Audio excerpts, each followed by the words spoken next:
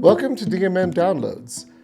We are podcasting another conversation about DMM between Jeff Crabtree and me, Rudy Rivera. Jeff and I are teamed together in Northern Colorado in a ministry we call DMM NOCO. DMM NOCO is unleashing disciple-making movements in Northern Colorado, and we thought it a good idea to start a podcast as a way to bring awareness and resourcing to ordinary people who are passionate about making multiplying disciple makers in our natural networks. Thanks for joining us in this journey. We hope you get a DMM download from this conversation. Oh, hey, Jeff. Rudy. We're back in your studio. Because my basement. Your basement. Mine was occupied today. And we've been chatting off or pre-recording here, just like we normally do. We always talk ahead and after. Yeah, there's really great stories you've been sharing today, and it's really encouraged me. And today's a big day. We won't go down that road too much, but we're Jeff and I are waiting for some news here, personal news that maybe we'll receive. So anyhow, as we wait for that news, we're recording the latest download, DMM download, for our benefits. And today, we wanted to acknowledge, I think we're kind of coming out of the mini-series on engineering a paradigm shift. So hopefully that was helpful to you. I know it's been really helpful to me to kind of be thinking about those thoughts. And today, we wanted to shift to, I don't want to say maybe a practical thought, but maybe some experiences that you've had recently and some of the fruit that's kind of coming from those stories as you and I are dialoguing on that. So Jeff, do something with that, bro. Take that away. Okay. Well, first of all, it's our heart, if you're listening, to do the very best job we can to kind of think through things and give ideas and principles and helpful hints. But we were talking earlier, and I just shared a life experience with you, Rudy, that happened to me yesterday. Colorado, 100-degree weather, which I love, and maybe you and others don't like. But anyway, the point being is that I have a habit and a rhythm of prayer walking. We've talked about prayer walking before. But anyway, so my schedule's always up and down and all around, so I never know which day or where in the day I'll be able to prayer walk, but I try to get an hour a day in. An hour a week in my neighborhood.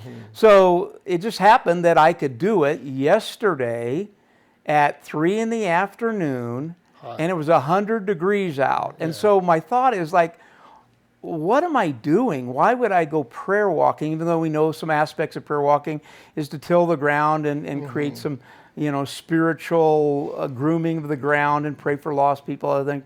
And the other is to meet people, which is what I really like. I tend to be geared that way.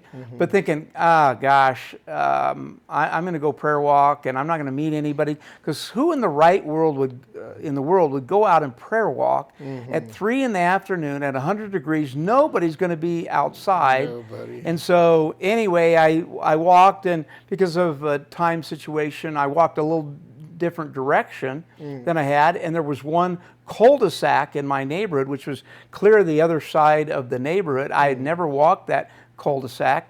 So I thought, well, okay, I'll walk that and continue to pray for the families there. And just as I'm kind of walking down the cul-de-sac, a car kind of pulls in behind me and turns into the left, kind of the same area that I'm going to go to. And I thought, that was interesting. So about the time that I walk around the cul-de-sac, they got out of the car. And so obviously I wanted to engage them. Hey, I didn't expect to see anybody at 1 o'clock in the afternoon, but they just come back from the reservoir and they were inner tubing and being around the water, so that's good. So I just engaged them. Hey, how you doing? And da-da-da.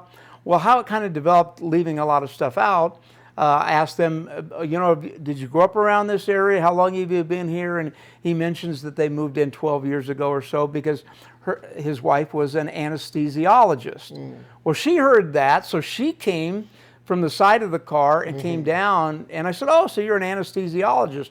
And she said, yes. And I said, oh, by the way, I've got a really good friend that's an anesthesiologist. By the way, do you know this individual? And she perked up and said, "Oh yeah, we're in the same practice together." And I thought, "Oh, that's kind of cool." And then I asked her kind of, "Where do you do most of your work?" And she mentioned one of the hospitals in our area. And I said, "Oh, I've got a good friend that's the chief of the trauma department there. By any chance, do you know this individual?" And she said, "Oh yeah, I work with him all the time." So I guess the point, there's a lot of points that takeaways from there, but the point being, I just thought it was so interesting that 3 o'clock in the afternoon, 100 degrees, I go prayer walking because it's my habit, my rhythm, my intentionality. I kind of go out there not believing much is going to happen, even though I wanted it to. And I think that that's a miracle. Now, where that goes from there, I don't know. Maybe it was a one-time. I'm going to follow up. But the point I guess we're trying to make is, even though we've got all these principles, sometimes it's just that God shows up and I think smiles and goes, "Hey, son, you know, I see your intentionality. I see your habits. I see your rhythms and routines because you have my heart for lostness in your neighborhood. And though you think it's just crazy, and I think it was in the natural, to go out and expect to really see anybody, I think the Father was just smiling, going, "You have my heart for this neighborhood. I just want to bless you," because what that did, I felt like I had won the lottery. Yeah. That might, to other people, think, "Well, why did he get so excited about that?" Is because I do think that God is working in unique ways, but again, intentionality, rhythms, habits, faith, celebrating small wins, those are all part of the movement world. Yeah, that's so good, Jeff. And you know, when you told me the story earlier, I was thinking, what a cool thing to celebrate too, because you know, sometimes maybe as Americans we only celebrate like the championship, or you know, like but actually that makes me think, I was thinking about this this morning as a coach. You know, I coach youth soccer, and my favorite thing to do in athletics when I watch sports, in terms of post-game, I love post-game interviews. Love them, okay? Yeah. Even more than the game sometimes, because I like listening to coaches talk. But actually what I really love listening to is the losing team in the game. Because the winning team usually says, "Man, we're happy," and everybody's on, you know. But the winning team or the losing team tends to like dig for gold. Like I find, like they're looking for like wins, success, even though the scoreboard was a loss. And I love that. It's like that panning for gold mentality, you know. And that's kind of what I heard in your story today. It's like, to some of us, maybe that just seems like a normal afternoon or whatever. But you and I were both sitting here celebrating that, thinking, no, wait, God is doing something in northern Colorado. You know, He's connecting random, quote unquote, random cars and families to friends of friends, you know, in neighborhoods. And maybe we're going to see where that's going to go. And I think one of the things that's interesting about your story is again, you said taking it out of sort of the principles and just putting it into practice. You know, so you're practicing DMM habits, I'm guessing, expecting for something to happen. Like, so I don't know, maybe you want to say something. Yeah, that's really good. Well, I think what could happen in this, we just got through doing a little mini series on engineering, you know, kind of a paradigm shift, is you can get into principles and training, but ultimately we have to become practitioners. And sometimes it's just hard in disciple-making movements. It's hard in a Western culture because it's outside the norm. It's a different paradigm. It seems a little bit crazy. And so you can labor and labor and labor, which we've been doing for 5, 6, 7 years in northern Colorado, and really not see much. And so it's got to come that you're convicted that you need to align with God's heart and be intentional in creating these habits that get you out among the lost. And you know, how many times have I prayer walked and nothing happened? But that day, the most unusual time, 100 degrees, 3 in the afternoon, I think the Father smiled and said, "Oh, I'm going to give you a little blessing. I'm going to let you meet." Now, I think that could end up being maybe a huge story. Maybe they're believers, maybe they're not. Maybe we can get a discovery study in that cul-de-sac area. Who knows that a year from now, 5 years, 10 years from now, that God might not have used that one experience to change hundreds of lives. Yeah, amen. That makes me think of a practical, maybe it's a paradigm shift, but a practical application that we talk about in DMM, in the DMM world, and that's drawing a circle around lostness. I think that idea alone is a bit foreign to most of us church people. Uh, maybe the church does it collectively. We're going to reach this neighborhood, or maybe we're the first church of Fort Collins or whatever, and so we name our demographic or whatever. But if you think about like the individual Christian saying, God, draw a circle around lostness and let me own it in my community. Can you say some words of that? Because that's what maybe we've talked about it in the past, but I love that you have done that where you live in your example. And because of that, your habits are changing, not randomly in the world, in your circle of lostness. Can you speak to that a little bit? Yeah, I don't know that we've tiptoed into that whole idea of circle around losses. When I got in the DMM world, that's what I was encouraged to do is what area of your social network, we say where you live, learn, work, or play, which is naturally your own lifestyle and that social environment, put a circle around some area of lostness and own it.